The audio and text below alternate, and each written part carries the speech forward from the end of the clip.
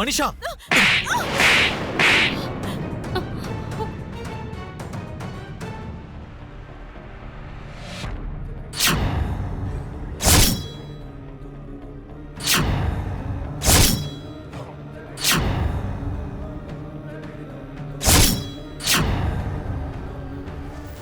நான் லக்ஷ்மிய பத்தி கேட்டதுக்கு நீ என்னையே கை நீட்டி அடிக்கிறியா?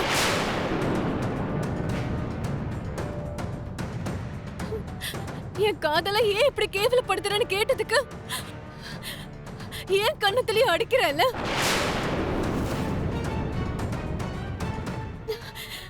என்னையே கை நீட்டி அடிக்கிறதுக்கு உனக்கு எப்படி மனசு வந்தது மித்ரா? இன்னும் என்ன பண்ணுவாங்க? நீ பேசுற பேச்சுக்கு ஏதாவது அர்த்தம் இருக்கா?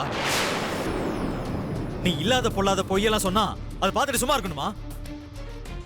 எனக்கு ஒரு விஷயம் மட்டும் புரியவே இல்லை மித்ரா. லக்ஷ்மி சொல்ற வரைக்கும் அவ பிரெக்னன்ட்ன்ற விஷயமே உனக்கு தெரியாது. அவ பிரெக்னன்ட் ஆனதுக்கு காரணம் கூட உனக்கு தெரியாது. லக்ஷ்மி சொன்னதை கண்மூடித்தனமா நம்பின. இப்பவும் நீ ஒரு குருட்டுத்தனமான நம்பிக்கையோட தான் வாழ்ந்துட்டு இருக்க.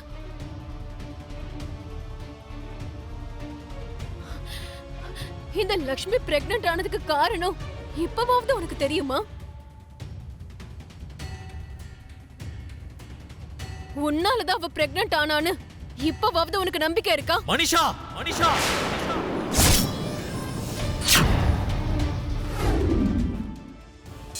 லக்ஷ்மி சொல்ற வரைக்கும் அவ பிரெக்னன்ட்ன்ற விஷயமே உனக்கு தெரியாது. இந்த லக்ஷ்மி பிரெக்னன்ட் ஆனதுக்கு காரணம் இப்பவாவது உனக்கு தெரியுமா? லக்ஷ்மி மேல எனக்கு நம்பிக்கை இருக்கு. அவ இந்த விஷயத்துல எக்காரணத்தை கொண்டு போய் சொல்ல மாட்டாங்கிற நம்பிக்கை எனக்கு இருக்கு. ஆனா நடந்தது எனக்கு ஞாபகம் இல்ல. லக்ஷ்மிக்கு மட்டும்தான் ஞாபகம் இருக்கு. லக்ஷ்மி சொல்ற வார்த்தை மேல எனக்கு நம்பிக்கை இருக்கு. எனக்கு அது போதும்.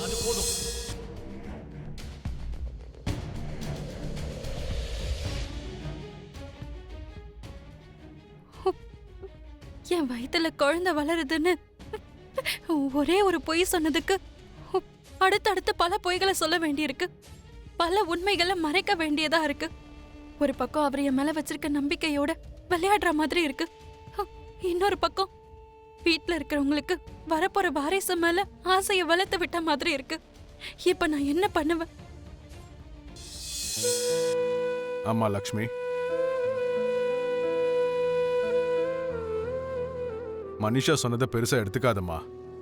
அவ ஏதோ கோவத்துல பேசிட்டா, கொஞ்சம் கூட புரிஞ்சுக்காம பேசிட்டா. அதெல்லாம் நீ மதிக்கணுங்கிற அவசியமே இல்லை. இங்க பாரு லக்ஷ்மி, இந்த மாதிரி டைம்ல நீ நிம்மதியா இருக்க வேண்டியது ரொம்ப ரொம்ப முக்கியம். இந்த மாதிரி விஷயத்தெல்லாம் நீ பெருசாவே எடுத்துக்க கூடாது. இந்த சண்டையை பத்தியெல்லாம் நீ யோசிக்கவே கூடாது. உனக்கு டென்ஷன் ஏற்பட்டா அது உன் வயித்துல இருக்கிற குழந்தைக்கு தான் ஆபத்து. இதுக்கு மேலேயும் நான் உண்மையை மறைக்கிறதுல அர்த்தமே இல்ல. இப்பவாவது நான் உண்மையை சொல்லிட்டா எல்லாரையும் ஏமாத்திக்கிட்டு இருக்கேங்கிற அந்த குற்ற உணர்ச்சியில இருந்து நான் வெளியில வந்துடலாம். நீ ரிலாக்ஸா இருக்கணுங்கிறதுக்காக வேணுங்கிறதெல்லாம் ஆர்டர் பண்ணி ரூம் ஃபுல்லா டெக்கரேட் பண்ணி வச்சிருக்கேன். உனக்கு பிறக்க போற குழந்தை ஹெல்த்தியா பிறக்கணுங்கிறதுக்காக தான் இதெல்லாம் பண்ணேன். நீ என்ன சொல்ற லக்ஷ்மி? நீ சொல்றதெல்லாம் உண்மையா லக்ஷ்மி? ஆமா பாட்டி, என் வயித்துல அவரோட குழந்தை ஒன்னும் வளரல.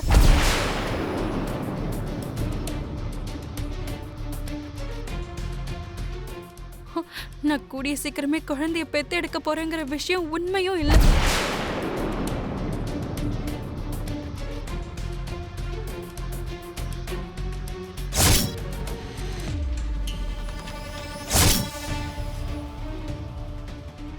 அப்படின்னா நீ பிரெக்னன்ட்னு சொல்லி எங்க எல்லாரும் எதுக்கு நம்ப வச்ச?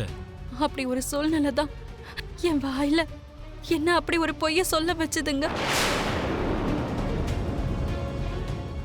எனக்கு வர வழி தெரியாம தாங்க உங்க எல்லார்கிட்டையும் நான் பொய் சொல்லி ஏமாத்த வேண்டியதா போச்சு. அது என்ன சூழ்நிலையா இருந்தாலும் சரி, அதுக்காக இப்படி ஒரு பொய்ய சொல்லுவியா லக்ஷ்மி?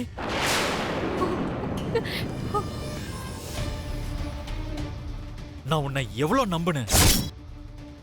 உன் வார்த்தைக்கு நான் எவ்வளவு மதிப்பு கொடுத்தேன். ஆனா நீ எங்க நம்பிக்கையோட விளையாடி இருக்க. ரொம்ப நல்லாவே நடிச்ச லக்ஷ்மி.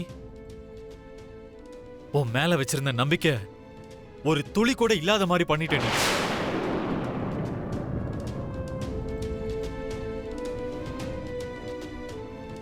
உன்னை நினைச்சாலே அடியோட வெறுக்கக்கூடிய நிலைமைக்கு ஆளாயிட்ட நீ. போதும், நீ பண்ண விஷயத்துக்கு ரொம்ப சந்தோஷம். இனிமே வாழ்க்கையில உன் முகத்தை கூட எனக்கு காட்டாத. என்னங்க என்னங்க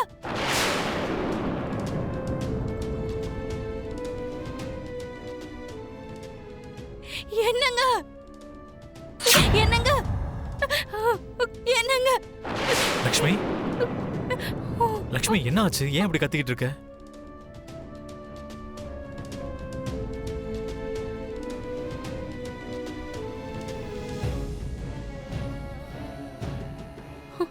நான் உண்மையை சொன்ன மாதிரி நினைச்சு பார்த்தனா?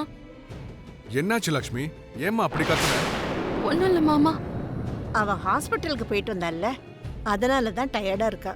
நீ போய் முதல்ல ரெஸ்ட் எடு லட்சுமி. இங்க பாரு லக்ஷ்மி, நான் இன்னொரு வாட்டி சொல்றேன் கேட்டுக்கோ. மனிஷா சொன்னதை நீ எக்காரணத்துக்கு கொண்டு பெருசா எடுத்துக்காத. நிம்மதியா இருக்கிறதுக்கு ட்ரை பண்ணு, புரிஞ்சுதா?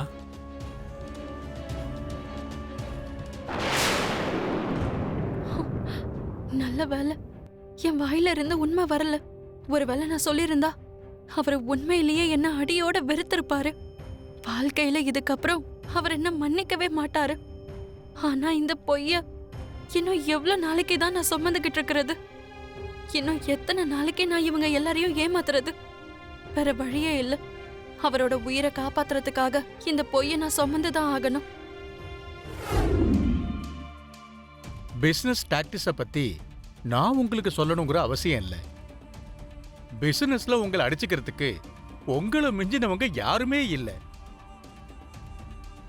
இருந்தாலும் உங்களுக்கு ஒரு சஜஷன் கொடுக்கலான்னு இருக்கேன் சார். நீ என்னோட வெல் விஷர் தானே, கரெக்டான சஜஷன்ஸ் தான் கொடுப்ப. விஷயத்தை முதல்ல சொல்லு. மிட்டல் சார், பாரத் டவுன்ஷிப் டெண்டரை ஜெயிக்கிறதுங்கிறது அவ்வளவு சாதாரண விஷயம் இல்ல. மித்ராவுக்கு பதிலா உங்களுக்கு அது கிடைச்சிருந்தா இந்த நேரத்துக்கு இந்த சிட்டி முழுக்க உங்க பேர் மட்டும்தான் ஒழிச்சுக்கிட்டே இருந்திருக்கும். உங்களுக்கு பதிலா இப்ப அந்த மித்ரானந்தன் பேர் தான் ஒழிச்சுக்கிட்டே இருக்கு சார். ஏய், இந்த கதை சொல்றதெல்லாம் விட்டுட்டு ஏதோ சொல்லணும், நீ சொல்லு. அது இல்ல Praveen Mittal sir, Bharat township tender பிரசன்டேஷன்ல முதல் இடத்துல மித்ரா இருந்தாருன்னா ரெண்டாவது இடத்துல நீங்க தான் சார் இருக்கீங்க. என்ன சொல்றேன்னா, மித்ராவுக்கு மட்டும் அந்த ப்ராஜெக்ட் கிடைக்காம இருந்திருந்தா உங்களுக்கு தான் கிடைச்சிருக்கும். ஆமாவா இல்லையா சார்? ஆமா, அதுக்கு என்ன? இப்போ கூட ஒண்ணு கெட்டு போகல சார்.